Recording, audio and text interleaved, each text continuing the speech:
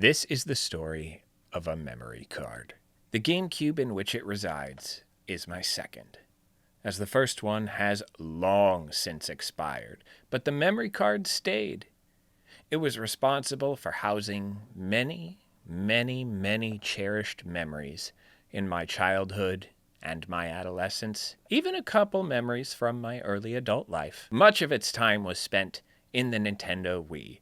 But this year, in 2024, I busted out the GameCube, set it up, and was ready to jam on, I don't even remember what game, but when I turned it on to play, this is what I saw. My veins turned to ice. I pulled the card out, reset the GameCube, switched over to the Wii, tried to change games. No matter what I did, this is what it would say. And with the finality of my defeat settled into my spirit, I pressed A. This card had everything. See, way back on the Nintendo GameCube, it wasn't like what we have now. Files were saved to memory cards that were allocated with a number of blocks. It wasn't gigs or terabytes or anything like that. The first memory cards to be released had 59 blocks on them. It only took a few games to eat that up, really. But further down the line, another memory card was released. It had 1,019 blocks. An immediate cure for a gamer with a large library. I didn't lose 59 blocks in this incident. I lost 1,019 of them. Somehow, my original 59 block memory card that I got in the Christmas of 2001 is still working. And with it being 23 years later, I could certainly fly through these games a lot faster than I could back then. I could rebuild. Maybe not to what it was back then. But this was also a chance to look back, to look at the games that I played in my formative years. Games that a lot of my generation fell in love with and maybe even forgot about. I didn't have a ton of games, but it was enough. I got by and I had a blast. I wish I could tell you that figuring out the first game to look back on was a challenge. It was not. Clearly, the climate is right for this to be the game I choose to look back on. So here's a story. It was just after my 13th birthday, and it was pretty common for me to get $50 to do whatever I wanted with for my birthday. So I had my $50 and I'm at Walmart with my grandmother, and I'm in the electronics section just looking at the games. And this was pre-YouTube. If I saw an ad for a game, it was in a magazine. But in this case, I'm pretty sure it was just a magazine, just a page out of like maybe a Nintendo Power at my friend's house or something. But behind the glass, I see, looking at me, for the Nintendo GameCube, a brand spanking new game that I totally forgot about. And that game was Sonic Adventure 2 Battle. I immediately got the electronics associate, said I wanted that game, and brought it home. And man, I played that game to and fro. I went home and booted this game up. Hell yeah, baby!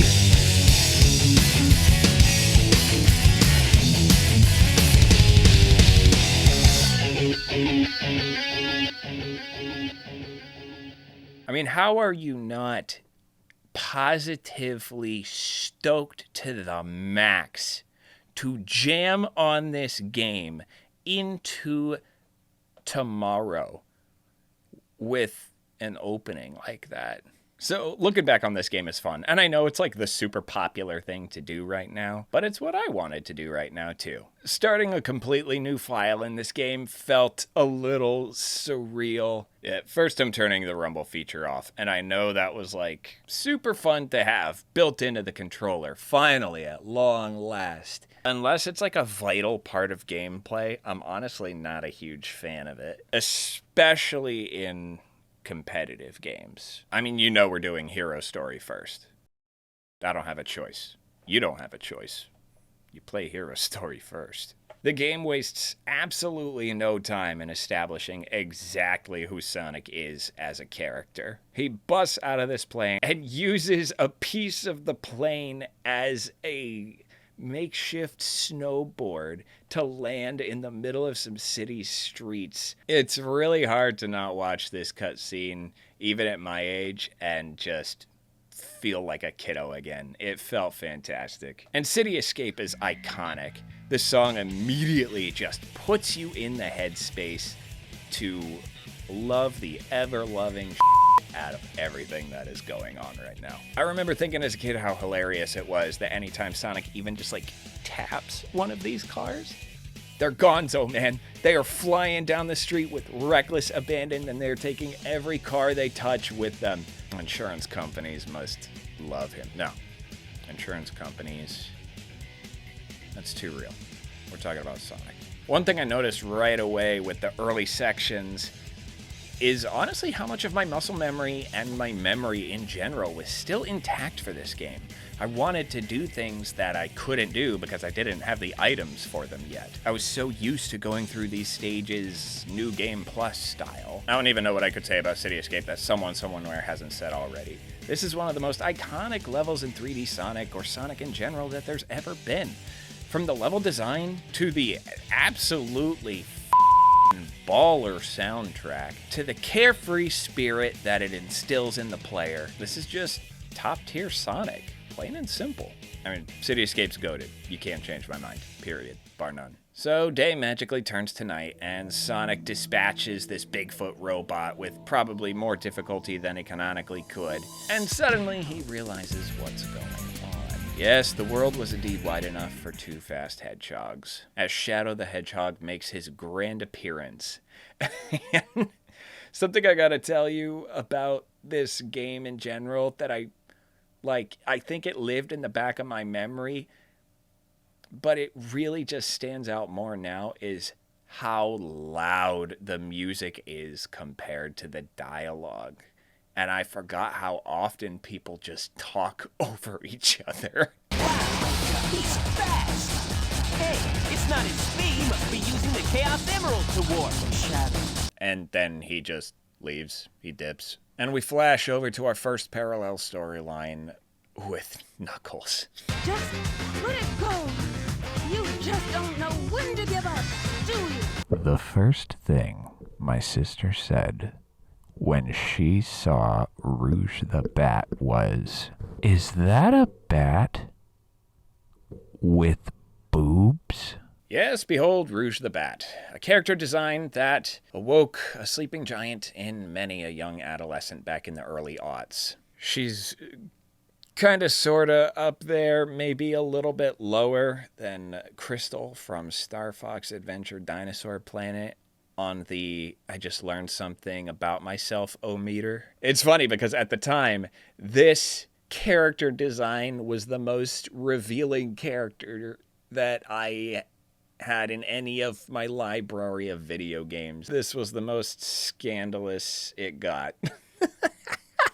I don't even know how long I can even really keep talking about it without losing my mind, so I'm moving along. Eggman shows up, tries to steal the emerald, and Knuckles punches it so hard that several different shards go all over the planet.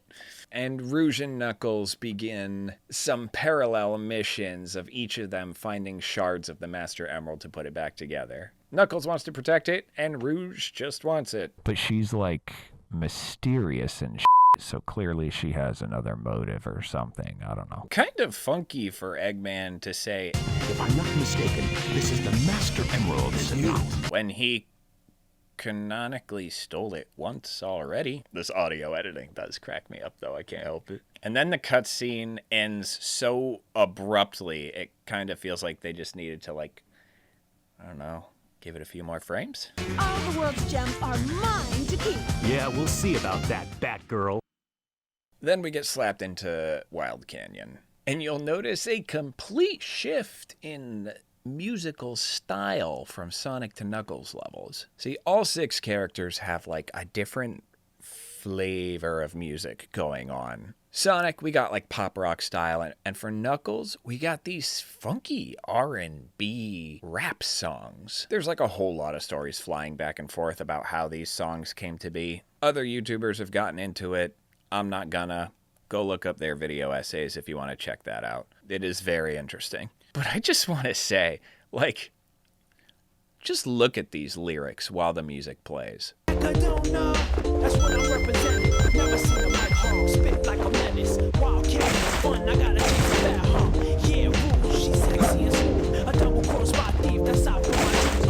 I'm feeling her in mysterious ways. That's why I stay on point like every single day. I gotta protect this place. I do it for my race. What? I guess we know where we got our mild lyrics from that it says on the back of the box. Everybody unanimously seems to say that the treasure hunting levels are their least favorite. I kinda like them. I found him. So then we get hit with our introduction to Tails, and then he says a line that makes you remember this game came out in 2002. I heard the news about it on satellite TV. It was an interesting move to have the first gameplay with Tails be a boss fight. Well, it's not too tough. Eggman goes down super easy. I just want to throw out here, the Eggman voice actor is absolutely feeling it in this game. He is in the zone. This time I'll let you go, but the next time we meet, you won't be so lucky. So we begin our first Tails level with 3 enemies that don't try to hurt us at all.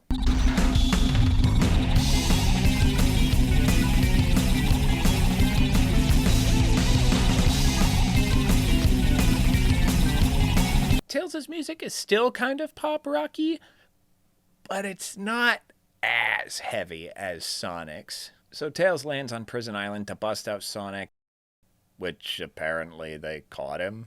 Riddle me that. Amy tries to offer him his freedom in exchange for marital servitude. If I tell ya, will you marry me? No way. I thought I had you this time. But when that doesn't pan out, she slides the card anyway and lets him out of jail. It's a crazy thing to do, but the voice actress does a good job inhabiting the role. She read the script and said, I know what this needs, and I will deliver. Then after that, we hit Metal Harbor, baby. This stage goes hard. Oh, the music is so good. The level design is so fun. And it's such a quick stage, too. I can't help but wish it was like a little longer, but at the same time, it feels just so good. Metal Harbor is one of those stages that I could probably just sit down and watch a speedrunning competition of just that stage. Now, make no mistake, this game feels pretty good. It has its moments. When you're approaching loops in this game as any of the speed characters, it takes on at some point an automated animation, but it still requires input from the player. And if you don't provide it, it just kind of awkwardly flops over. I gotta think of a better way to say that. It can get wacky here and there. I'm sure we'll see a little more of that down the line. It's in this stage that we get the light shoes, which are awesome, and I don't need to tell you why. Look at this.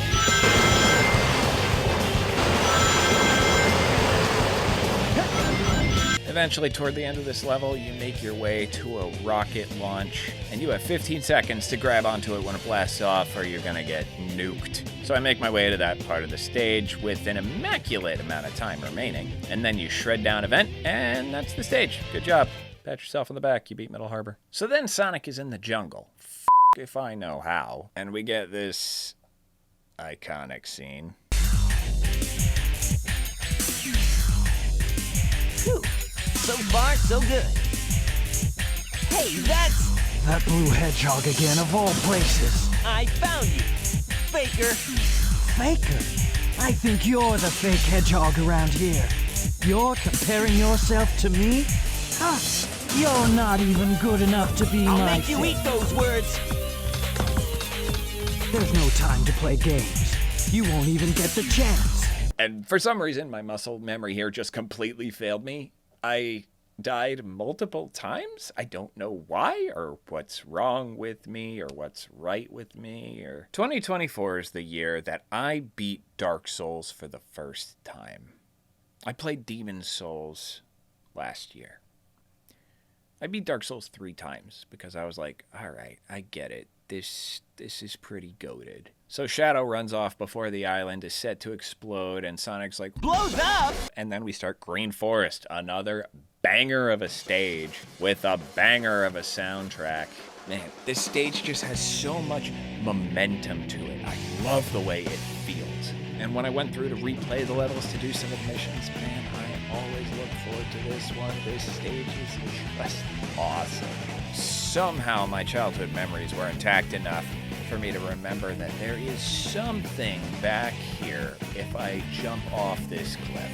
This is a special attack that you don't use too often. It's not required or necessary, but it's pretty cool. You hold down the B button and it builds up these lights, and when you let go of it near an enemy, you just boom, fly out of it. It's pretty cool. If there's a bunch in a designated area, you'll keep going until you take them all out. It's pretty sick. So the island blows up, and we cut over to Knuckles for part 2. This song will get stuck in your head for 23 years if you let it. I let it. The music alone is what kind of has raised this level into the status of iconic for a lot of Sonic fans. And I get it. It is an earworm. Make no mistake. I think I just realized my backdrop's not close enough to me that it's covering my ceiling. This is embarrassing. All right. I'm good. One little wacky thing that's kind of worth noting about Knuckles and Rouge. If you spin the joystick and throw a punch, they each have like this spiral death attack. I really don't remember there ever being a point in the game where it's like necessary. It's cool. You don't need it.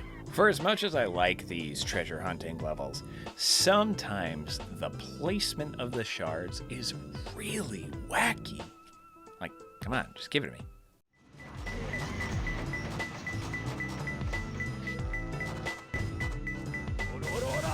Come on, just give it to me.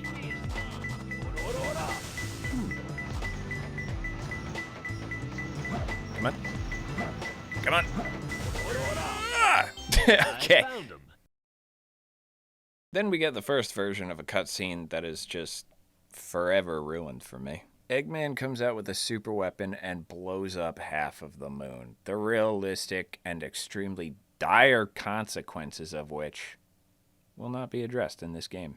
So after seeing this, Tails pulls a fake Chaos Emerald out of his butt and basically says he can use the fake emerald to find the real emeralds because they're like magnets that attract each other. So Tails plows through the cops to do so. It is at this point of the story that I bring forth what was one of the most devastating things about losing the data on this memory card. My sister and I spent a lot of time in the Chow world, and she had one in particular Chow that was extremely strong, and her name was Angel. I had one that lived in the lower depths that was focused on speed. I gave it so many green vials, it got the quills, and I think I just named it Shadow, and they're gone. Starting over in the Chow Garden felt weird. But I decided to give it a shot because getting all 180 of the emblems in this game requires you to raise at least one competent Chow. Maybe more. I don't know. I didn't look into it too deeply. So after Knuckles and his time in Pumpkin Hill, he's just underground now looking for more emerald pieces. I don't know why. This is one of those stages. It is, in a very literal sense, the water temple of this game. Finding emerald shards really is dependent on where the water level is at, and go figure, it can be at any one of 3 levels. So I usually spend more time here than I would like to. Eventually, after finding those emeralds by what has to be one of the craziest circumstances in all of gaming, Knuckles! Hey guys. Knuckles pops out of the manhole cover right next to Tails and Amy.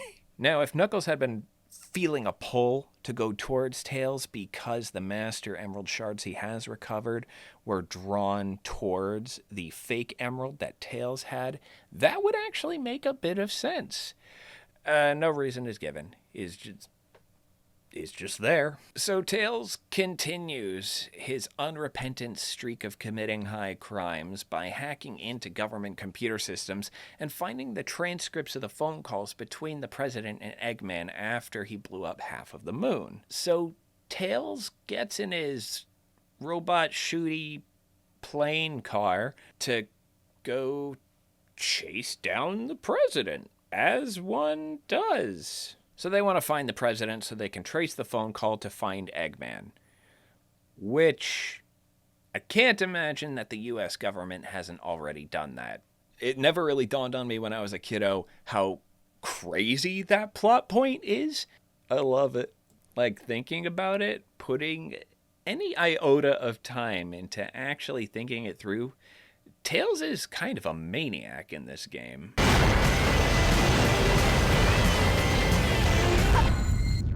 I did it! And then we are introduced to what might be the most lackadaisical president the U.S. has ever had. Mr. President, reports show that since the incident 3 hours ago, the country is in turmoil. Our financial communities are impacted, and our satellite communications are down. An emergency meeting has been called. Mr. President, this is a national crisis. Spare me the details. Spare me the details. What a crazy thing to say. This is the most lackadaisical president I think I've ever seen in all of fiction. Also, this is not a national crisis.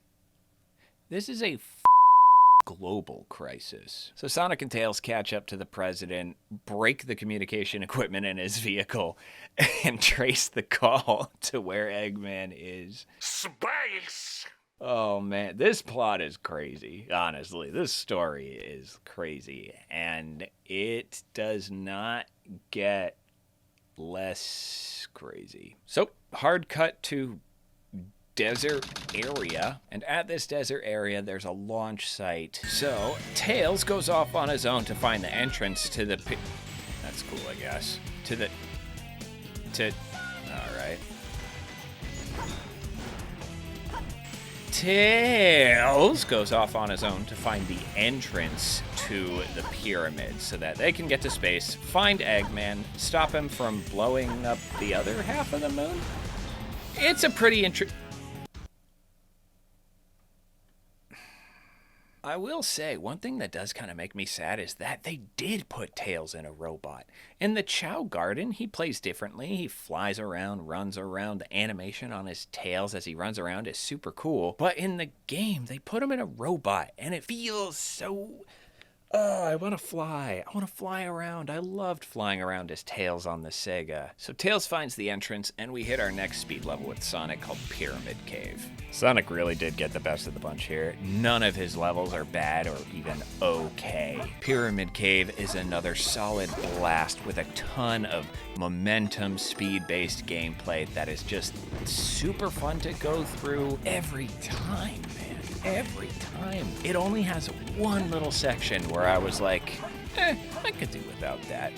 But it really doesn't do much to hamper the fun here. You have to find 3 gate keys. Oh, you mean this gate key? And man, the music that comes on for this is, I feel like it's just not meant for any video game.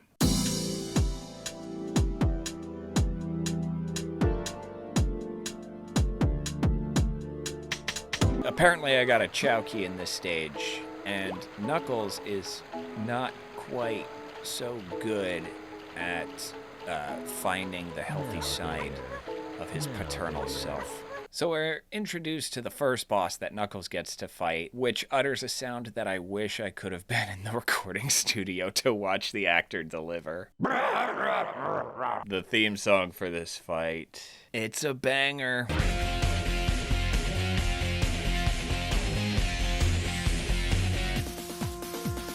It's funny for how janky the game can be, for how wacky it can feel sometimes, for as bizarre as the story is.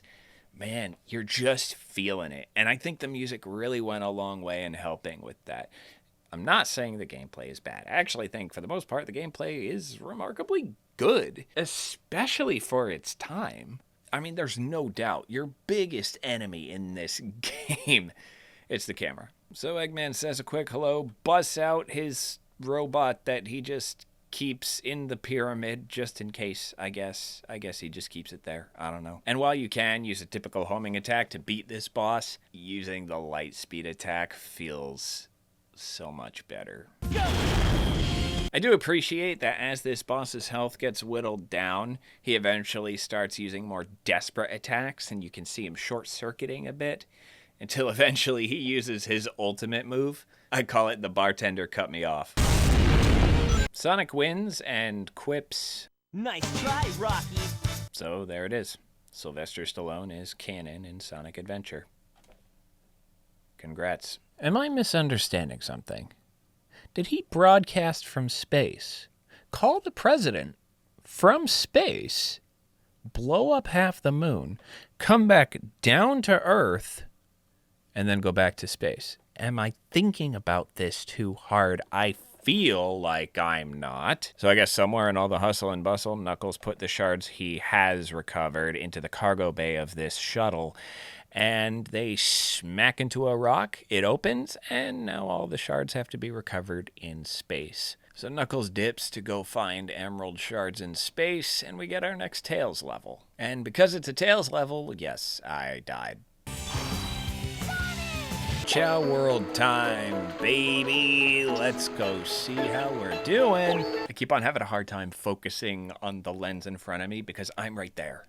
I'm on the monitor right there. It is time for Meteor Hurry, and I am actually so Sumi. I like this level. It's a huge level for Knuckles to find these 3 shards in, but I find it pretty fun to explore. These levels took me way too long as a kid, and there's a very specific culprit when I say that. There's one level in particular that when I was but a wee lad, I spent so much time trying to figure it out. But we'll get to that. So Rouge shows up for a boss fight. Everyone kind of has like a big boss fight at the end, all against each other. But I mean, again, the music goes hard, man.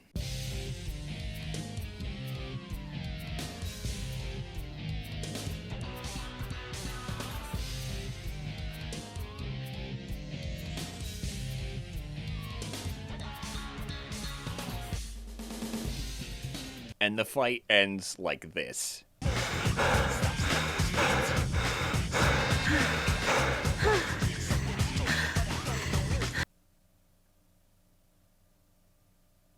In another really bizarre story beat, Rouge takes a step towards Knuckles and almost falls into the lava below. Knuckles, of course, saves her life, and she accuses him of just wanting to hold her hand, and that's why he saved her life. I mean, clearly they're crushing on each other.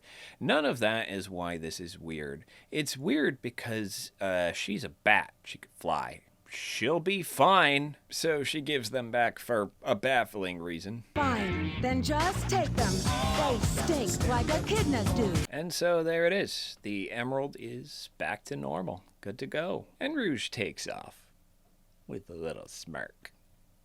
She likes him. Then we get Crazy Gadget, which is more or less unanimously voted as people's least favorite Sonic stage. I don't mind it too much. I think it really is because of the ending of the level that some people give it some guff. So in this level, Eggman is talking to you over a speaker system telling you to hurry up or he's going to f***ing murder Amy.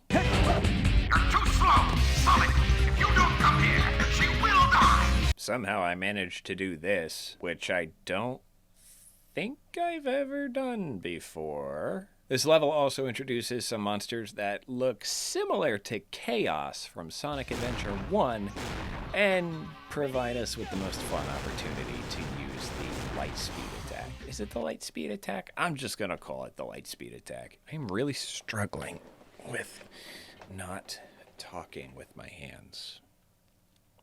It's very difficult. I talk with my hands a lot in real life. I shake them. I crack knuckles. So smash cut to Eggman pointing a gun at Amy Rose's face. Rated E for everyone. Hand over the Chaos Emerald, slowly, and then we'll talk about your girlfriend.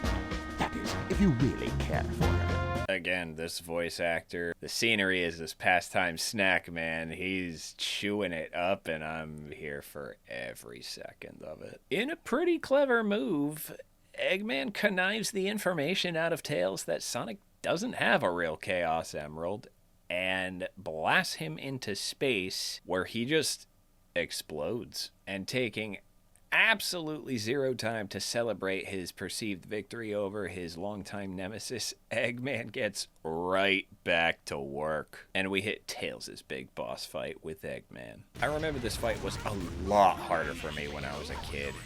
Essentially, you just gotta keep moving in a circle, keep the circles tight if you can so you don't get hit by the laser and the rockets, and you're good to go. Not gonna lie though, this was kind of like a dark plot turn to take. I mean, we know he's not dead, because rated E for everyone. He'll be fine. But to make Tails and Amy believe that Sonic just died right in front of them is... it's a little dark. But surprise, surprise, Sonic is fine. He somehow, even though this is a fake emerald, because It has the same wavelength and properties. was able to use the technique Shadow uses called Chaos Control, which essentially seems to be like a form of immediate teleportation. And he just so happens to land near Knuckles, which I'm, again, just going to assume is because he now has the Master Emerald, and the emeralds have some kind of attraction to each other. And it leads us into maybe my favorite level of the game. So how did I fare playing one of, if not my favorite levels of this game after a decade plus of not playing it? See for yourself.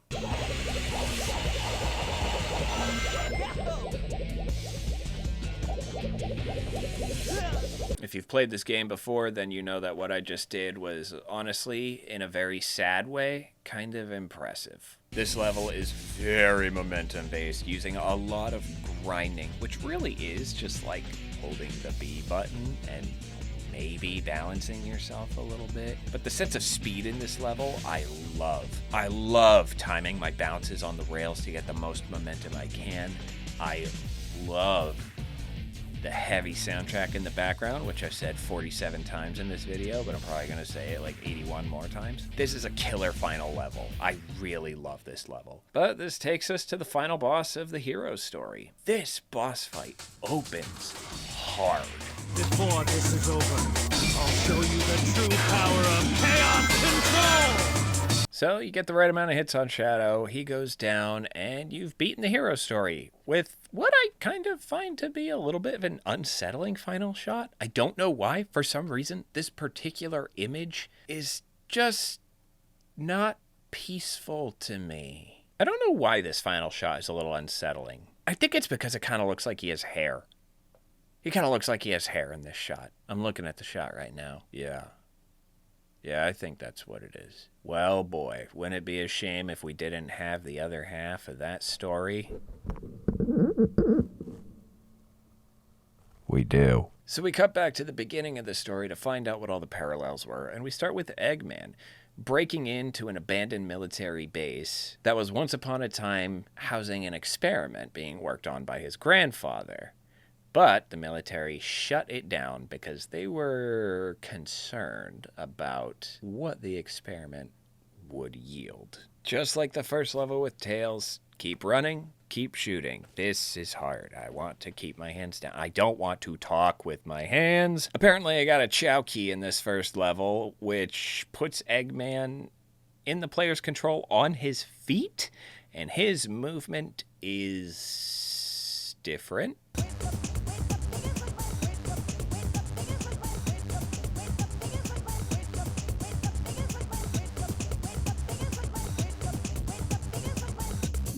He also has a pretty entertaining jump animation when he's in the Chow Garden. And yes, it is even better backwards. Now, this visit to the Chow Garden was a critical moment. Observe.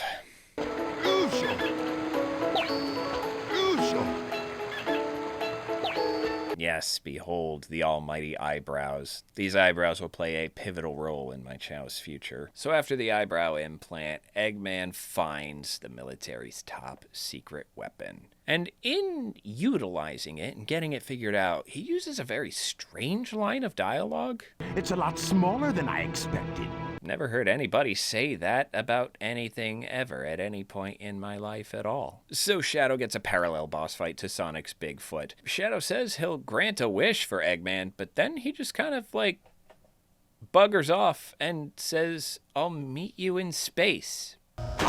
And we're back with Rouge the Bat's side of the story. Kick these two robots, free this turtle, and you'll be able to explore the other half of the level. I mean, simply put, Rouge controls largely the same as Knuckles. She kicks instead of punches. Her speed feels about the same. Kind of just feels like there's a different skin on, which is really how it is with everyone in this. Sonic and Shadow feel the same. Eggman and Tails feel the same. Knuckles and Rouge feel each other. The next level is a confusing one for narrative reasons. Those idiots will never find my hidden base inside this pyramid. Let's take care of business here first, then get inside. It kind of looks like these idiots did find your base. The robots belonging to the gun organization are outside of your base right now, right in front of you.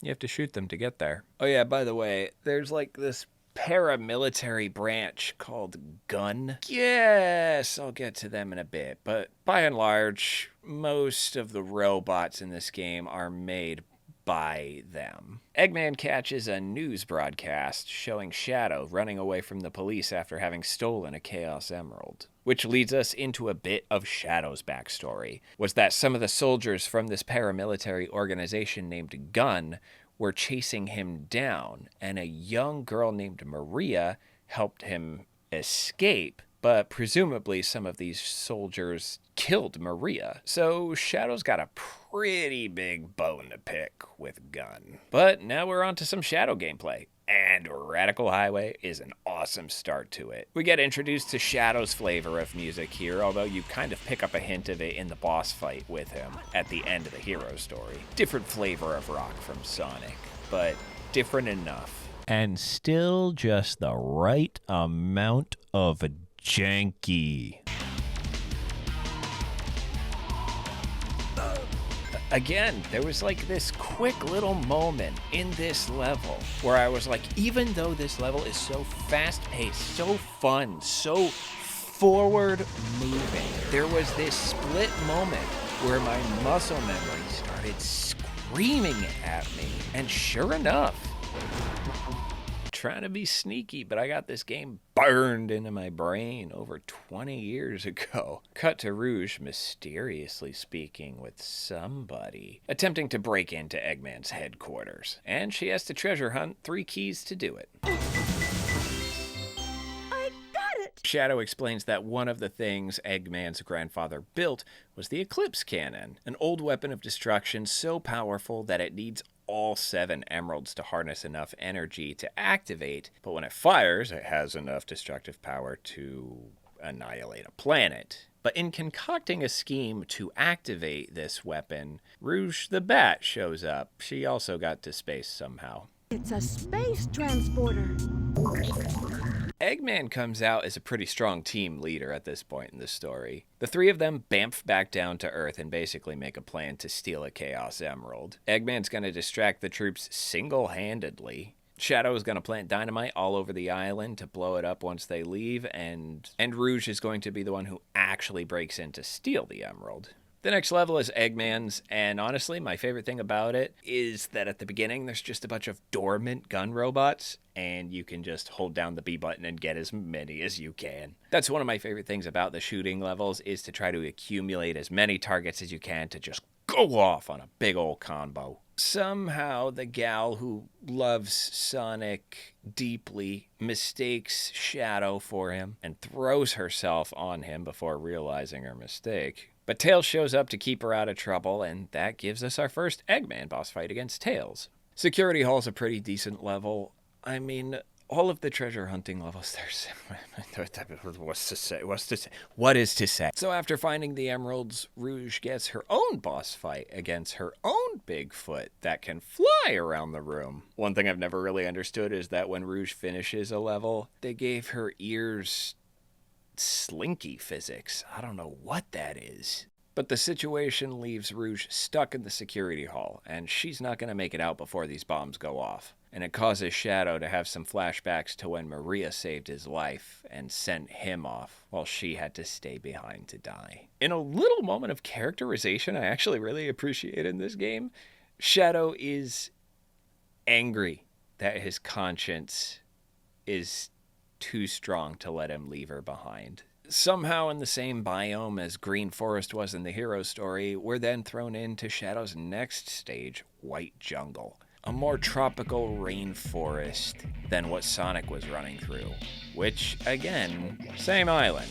10 minutes is a ludicrously generous amount of time this game gives you to get to her and complete this level. Where Green Forest played with more, it's Sonic, go, go, go. Shadow maintains his sense of momentum in this level through a lot of vertical gameplay as well. These vines that you walk up to, grab, and they fling you onto the next tree that you need to go across. It's pretty cool. So then we get Shadow's fight against Sonic before Sonic goes off into the forest. And my only wish for fighting Sonic for the first time, having him be your opponent when he's the hero, I just wish this framing was a little better. I mean, the shot cuts off part of his eyeball. It's small, and I get it. The game is dated. The times have changed. What if I did this entire video essay like this?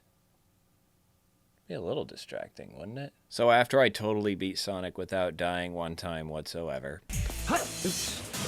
Shadow uses Chaos Control to get Rouge out of the safe. The island explodes, and we just cut to Shadow having a flashback from 5 decades ago, where Shadow was talking with Maria about how he doesn't understand why he was created or what his intended purpose is. Rouge catches him lacking, and they decide that 6 Chaos Emeralds is enough to put on a demonstration. In a cutscene that is forever ruined for me. How do you like that, Obama? We see the other side of Eggman blowing up half of the moon. Feeling as though the citizens and leaders of Earth are not taking his threat seriously enough, which is not the vibe I was getting earlier, Rouge approaches Eggman with the revelation that Tails has the final emerald, as it was given to him as a reward for saving Station Square from a missile attack. A missile attack? I don't know. It's a missile attack. So then we get Rouge in the car to parallel Tails' mission for tailing the president.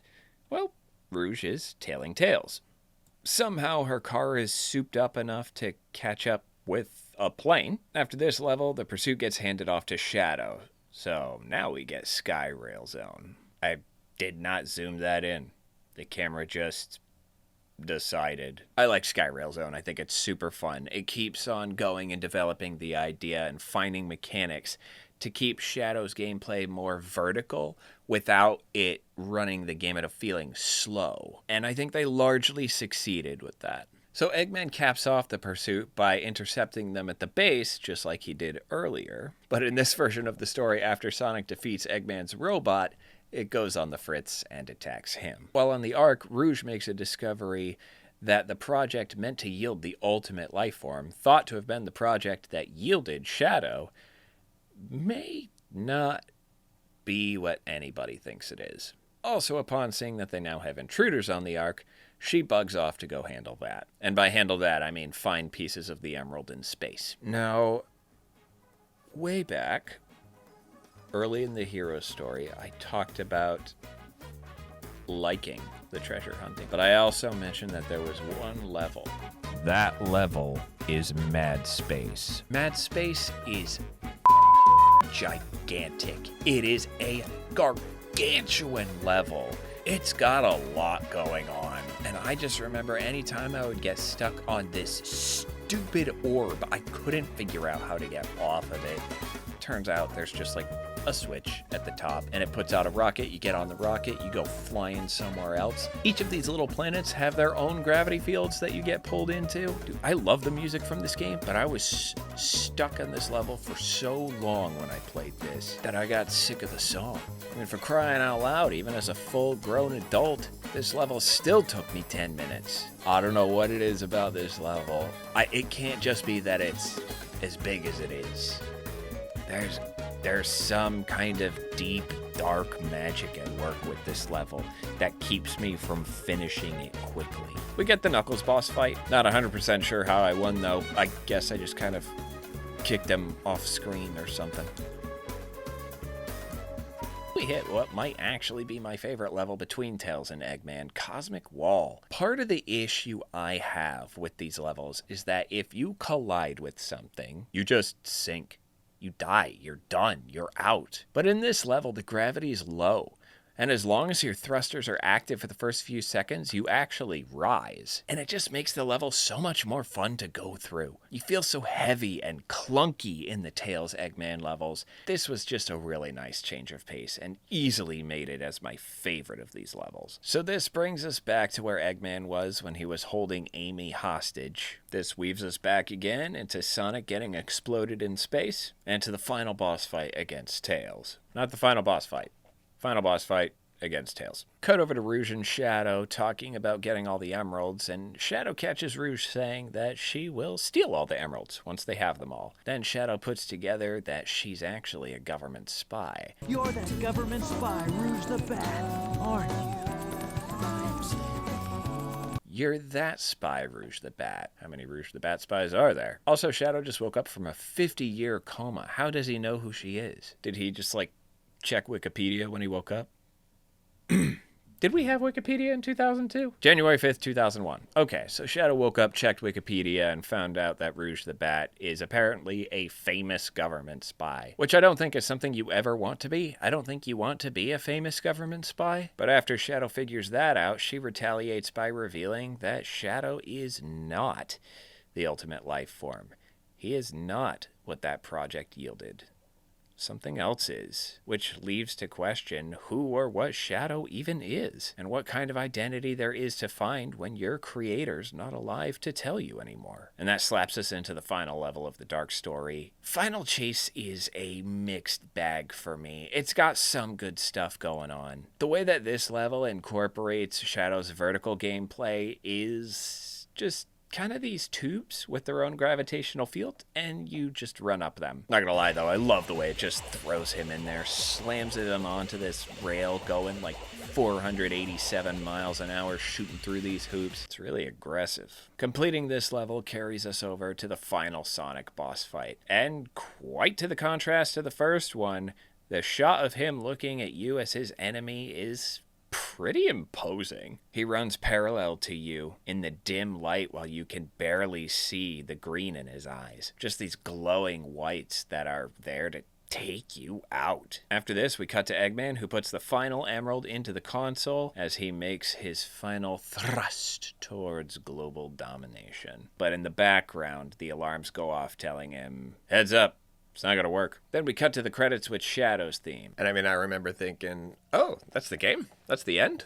That's all of it? Nah, it's not all of it. You go back to the menu and check out the stories and find that there is a secret last story. So apparently Eggman's grandfather, Gerald, installed a program that I can only assume was designed to initiate once all 7 emeralds were installed, instead of just 6, but okay. In this video, he has a flashlight in his face and he's chained to a chair, and he doles out an entire manifesto for destroying the planet. And then it's assumed that after that, some agents from Gunn kill him. Essentially, he pre-programmed his own execution video to be globally broadcast.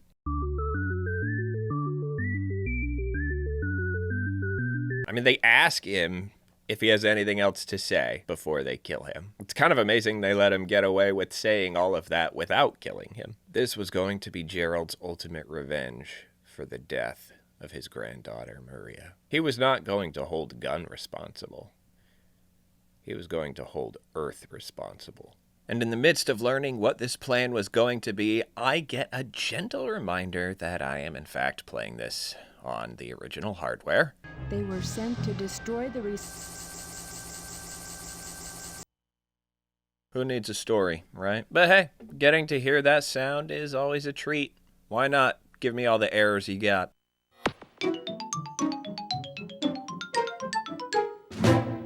So Tails blows up a door, Eggman blows up a door, Rouge hits a switch, Knuckles hits a switch, and Sonic runs to the cannon core.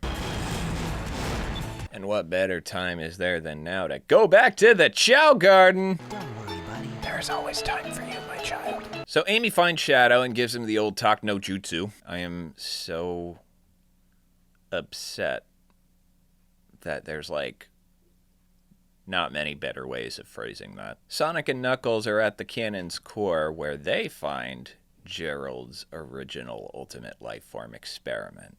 Apparently the BioLizard is like Shadow 1.0. It was designed to be an ultimate lifeform. It had too many problems, so Gerald created Shadow, gave it a heart and a soul and a conscience, you know, pesky things like that. I actually really like the idea, though, that these two creations are the dichotomy of Gerald Robotnik at play.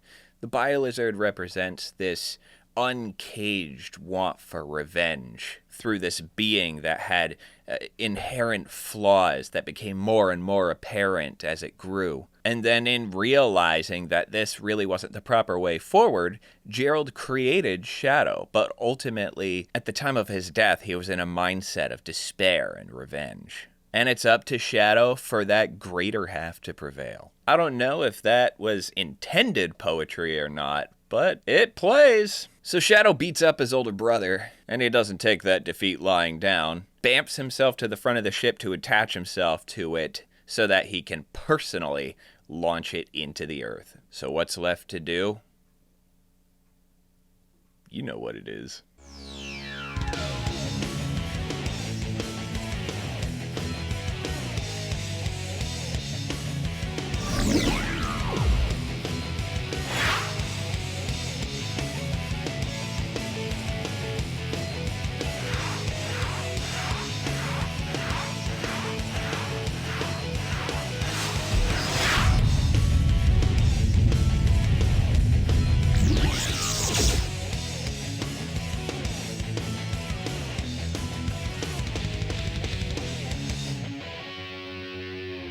What's left to say?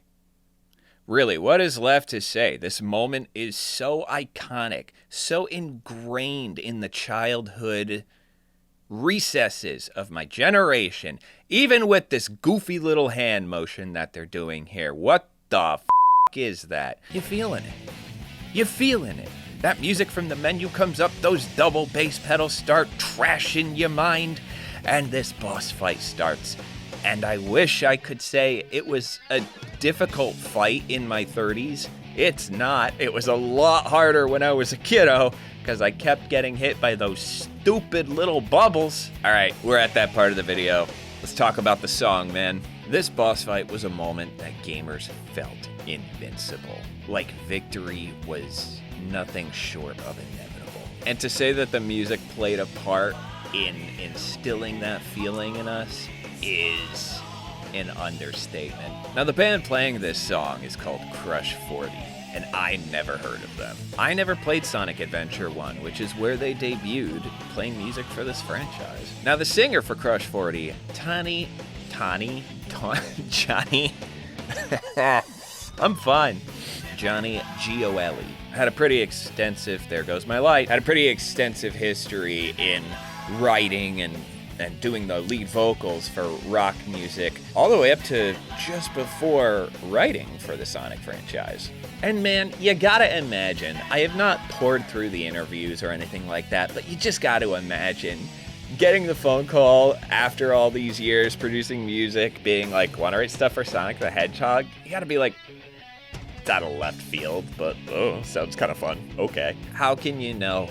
How can you possibly know that the Sonic the Hedgehog franchise is going to be what absolutely defines the entire tenure of your music career? I mean, he's got a killer voice, and he's still going. This man is 54 years old, and he sounds like this.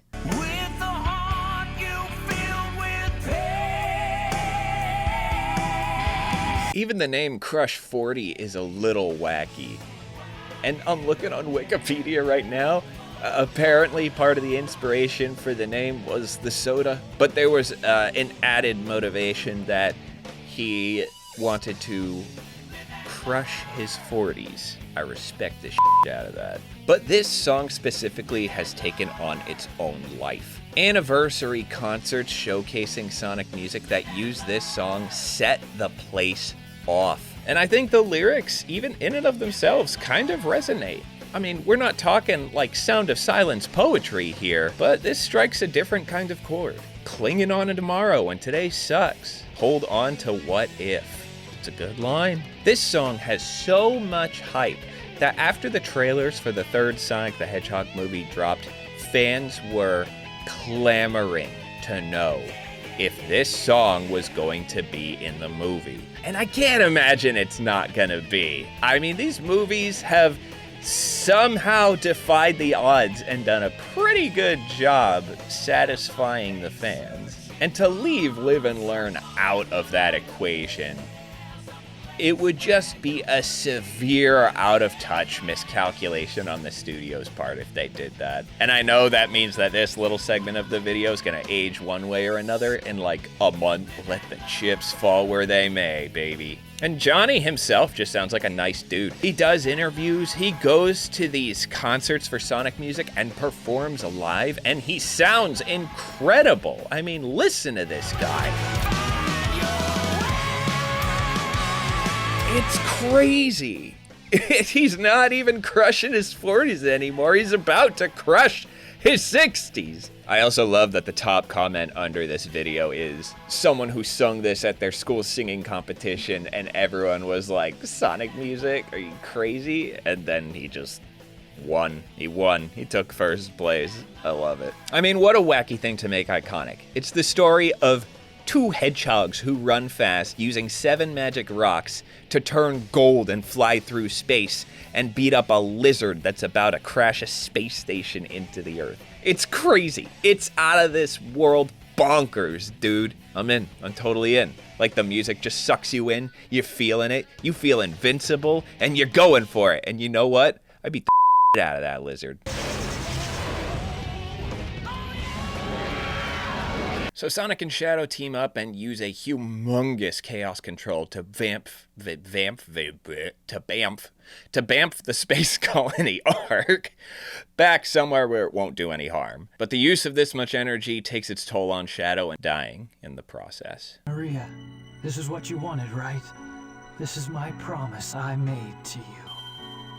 It's a pretty melancholy ending. Definitely more of a downer than I'm used to in a Sonic game. All of the characters kind of touch base with each other in some pretty sweet and endearing ways. And as everyone leaves to go back home, Sonic turns around and gives Shadow a final farewell. Sayonara, Shadow the Hedgehog.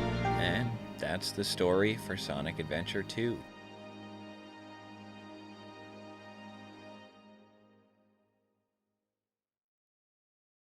Doesn't make sense all the time. Doesn't make sense half the time. But it's fun. That's part of what I loved about this game when I first got it. It was a total just shut your brain off and run. Shut your brain off and shoot. Shut your brain off and dig. Now, after this, you can replay the missions with 5 different objectives. When you replay them, the second objective is to collect 100 rings. Doing this as Sonic and Shadow, piece of cake, no problem. With everyone else, this is kind of a nightmare. Fortunately, if you can't pull it off when you get to the end of the level, it puts you back at the beginning to do it again. But holy moly, the Knuckles and Rouge levels. Trying to get 100 rings in mad space was not a fun time. I used a lot of words when I lost my rings. A lot of words I'm not proud of. And some that I am. Mission number 3 is finding a lost Chow. Somewhere in some stage for each character is an item called the Mystic Melody. Essentially, you play a little tune at these towers and portals open up or platforms appear or something, and they usually take you to where there is a lost Chow.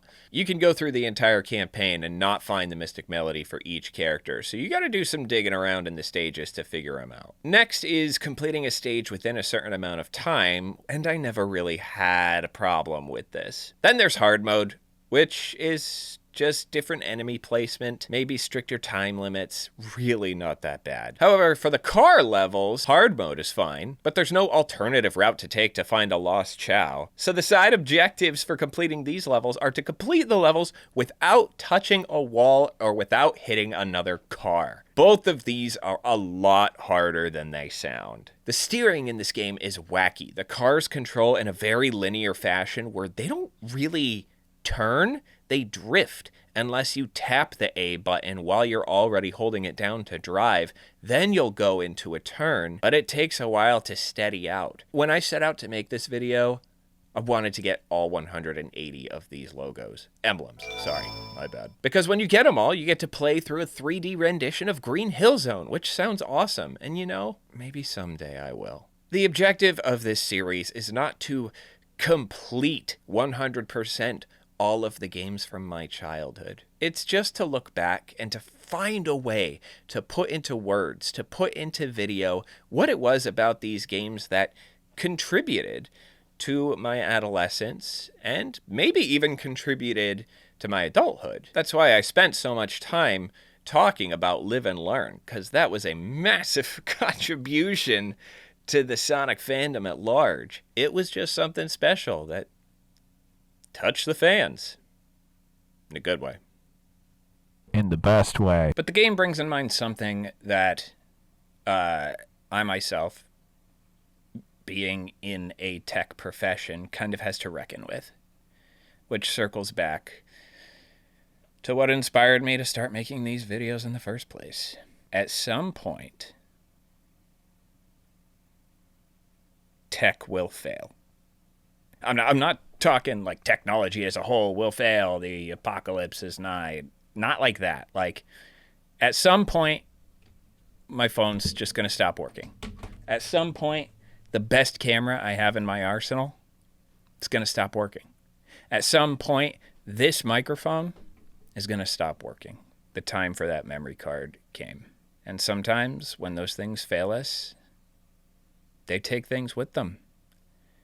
They take files, they take our games. When they fail, they take. And going back to this game served as a prodding reminder of what it had to offer and what it still has to offer.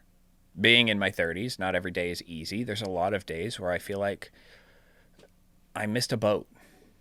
I missed a chance. I missed an opportunity, even recently. And a lot of times, yeah, it's a good way of putting it. I find myself holding on to what if. Well, what can you do? Live and learn, right?